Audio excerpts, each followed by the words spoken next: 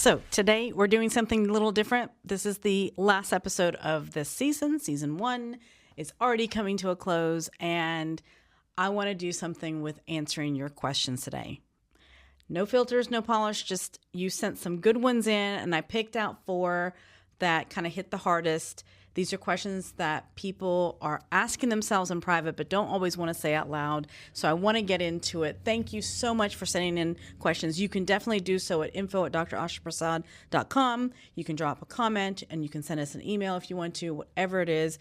I will be answering questions at the end of every season. So the first question that came through was, how do you know the difference between being tired and being truly burned out? I used to think that being tired and burnt out were the same thing. Like if I just slept more, I'd feel better, but the tired did not go away. Okay, so if you're tired, it goes away with rest. Burnout doesn't. So I remember one time, there was one period in my life where I was getting about 7 to 8 hours of sleep, drinking water, doing all the quote unquote right things. And I still woke up every morning with a pit in my stomach.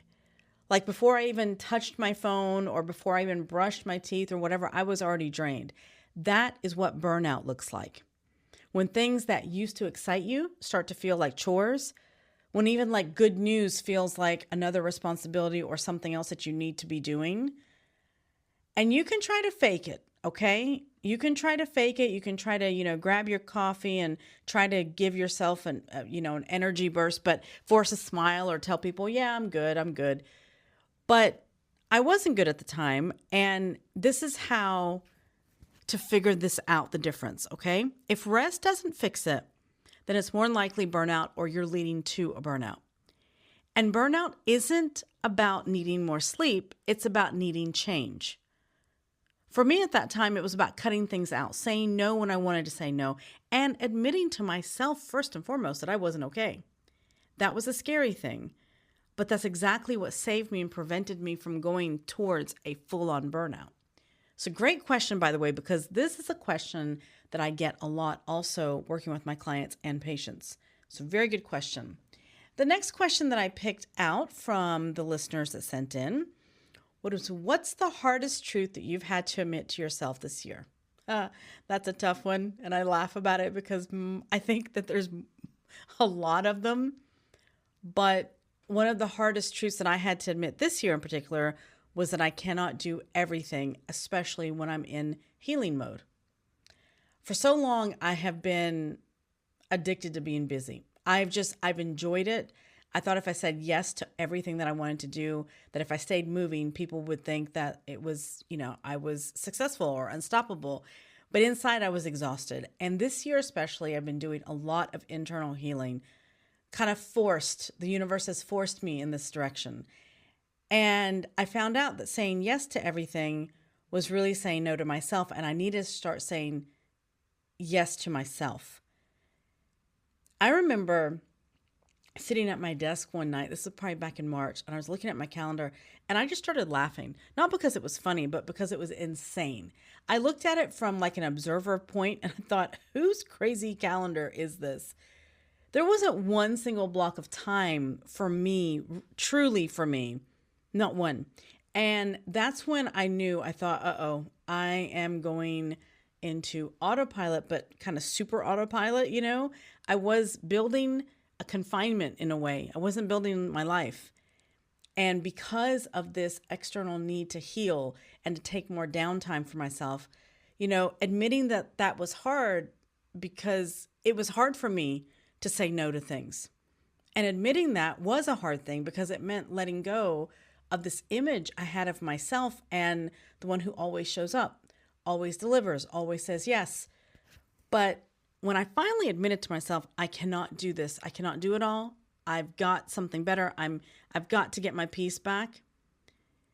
It changed everything. And that has been the hardest truth for myself this year. Admitting that you can't do it all doesn't make you weak. It makes you a human being, and being human is more than enough. So those of you that are out there, I'd love for you to reflect upon this question. What's the hardest truth that you've had to admit to yourself this year so far? Okay. Thank you again for that question. The next question, how do you deal with toxic friendships without feeling guilty? Ooh, this one hits close because I've had to walk away from a lot of people that I loved. An ending of friendship doesn't mean you hate the person at all. It means you love yourself enough to stop being drained. And you also love them enough to let them find their own tribe. I had this friend years ago and we did everything together, but somewhere along the way, the energy just started shifting. And every time we talked, it was all about them, their problems, their drama, their needs. And when I needed them, there was silence, radio silence, not anything, nothing. Maybe just, they would sit there on the phone and maybe they were scrolling through their phone while I was talking. But I stayed in the friendship because I felt guilty. And I thought, we've known each other for too long. I can't just leave. So I kept showing up.